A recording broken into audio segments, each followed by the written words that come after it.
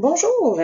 Alors, l'objet de la présente vidéo, c'est les thèmes et les arrière-plans dans PowerPoint.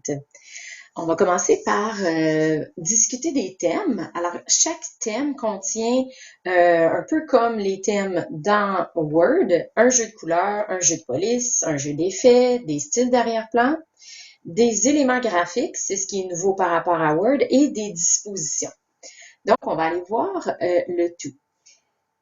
On peut aller dans l'onglet Conception ou Création selon votre version PowerPoint. Et la première option à gauche, ce sont les différents thèmes. Donc, dès qu'on pointe un thème, son nom apparaît en infobulle. Vous voyez ici, c'est le thème intégral. Si je me déplace à droite, c'est le thème ion. Et on a un aperçu dans la diapositive qui est affiché présentement. Pour appliquer le thème, je n'ai simplement qu'à cliquer sur le thème choisi. Je peux aussi appliquer un thème d'une présentation déjà existante. Donc, en cliquant sur la flèche pour ouvrir la boîte de dialogue, ici, le menu des thèmes, j'ai l'option « Rechercher les thèmes ».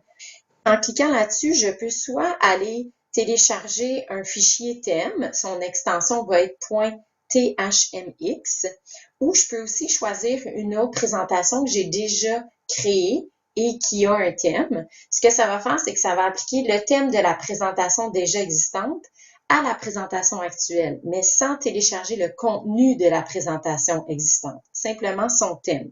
Donc, ça va venir appliquer le thème à la présentation actuelle. Alors, si je sélectionne un thème Office qui m'est proposé par Office, vous voyez ici que j'ai des variantes pour ce thème-là. Alors, si je clique sur la petite flèche dans la boîte, le groupe variantes, pardon, j'ai différentes variantes qui me sont proposées. Donc, les éléments graphiques sont différents, mais ça reste le thème s'appelle quand même intégral. Si je regarde ici le nom du thème, c'est bien intégral. Et toutes les variantes vont rester dans le thème intégral, mais ce sont différents arrière-plans, différents graphiques qui sont proposés. Ensuite, je peux modifier le jeu de couleurs.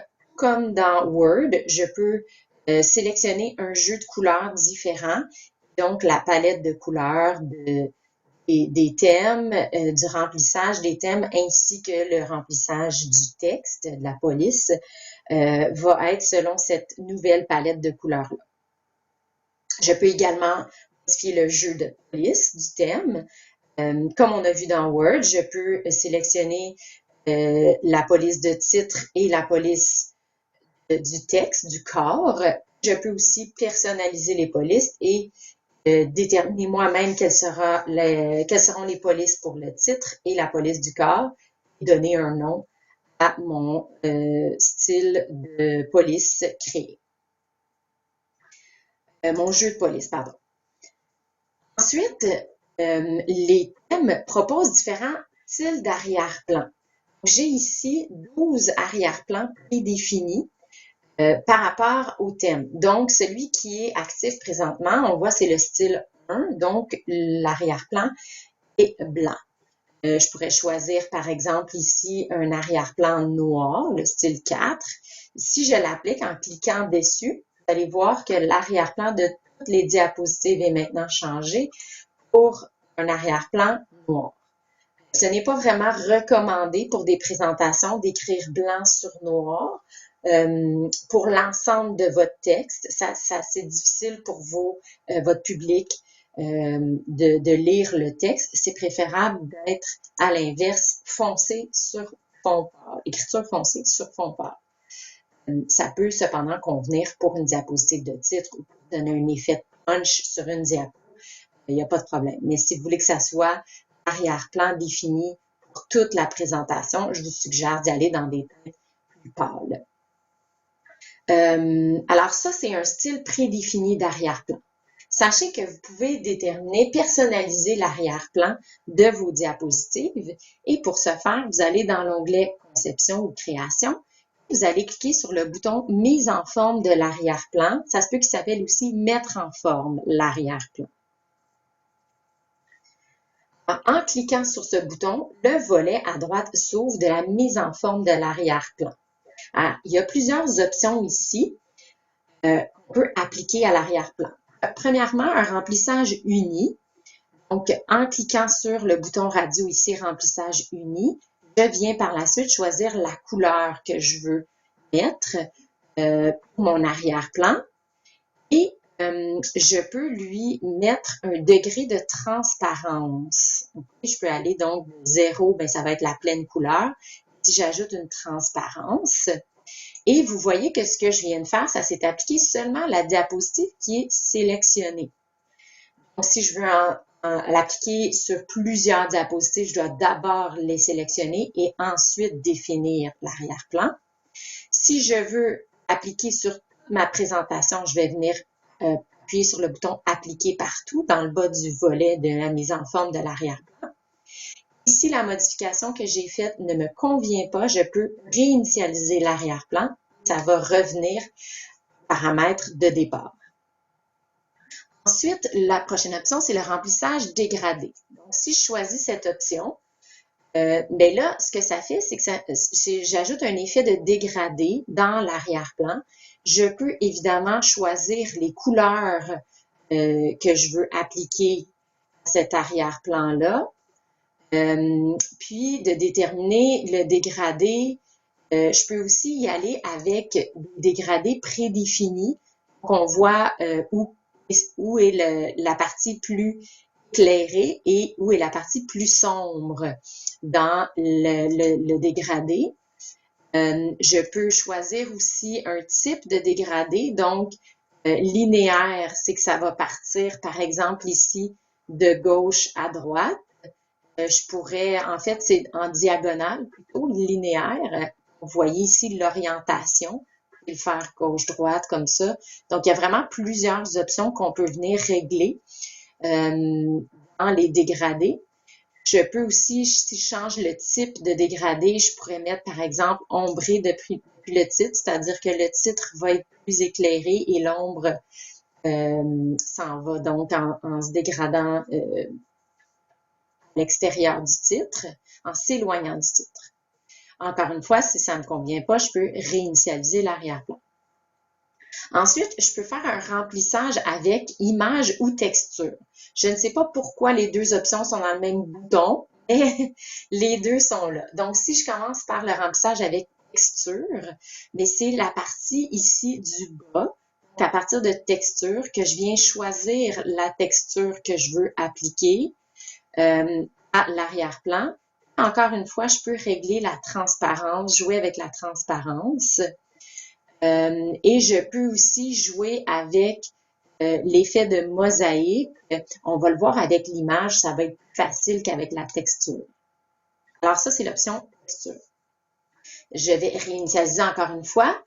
Et à la place, je vais venir sélectionner remplissage avec image ou texture. Et cette fois-ci, je vais choisir d'insérer une image. Alors, j'ai une image de guitare que je vais venir sélectionner. Justement, un concert de guitare. Alors, si j'insère comme ça mon image en arrière-plan, donc l'image, elle est derrière le texte et je peux venir lui ajouter de la transparence si je veux que le texte soit facilement lisible. Je peux jouer avec la transparence comme ça. Fait que ça peut être un effet intéressant. Faire attention de ne pas trop en mettre et que ça nuise justement à la lisibilité de votre texte si c'est du texte qu'il y a devant. Mais ça peut être un effet intéressant d'ajouter comme ça une image en arrière-plan. Et on peut le faire donc, je répète, pour une seule diapositive, comme on peut définir un arrière-plan pour toutes les diapositives en faisant appliquer partout. Je peux jouer sur la prochaine, ce que je vais faire, je vais insérer une image aussi. Là, on va jouer avec l'image en mosaïque. Donc, on va venir insérer une image.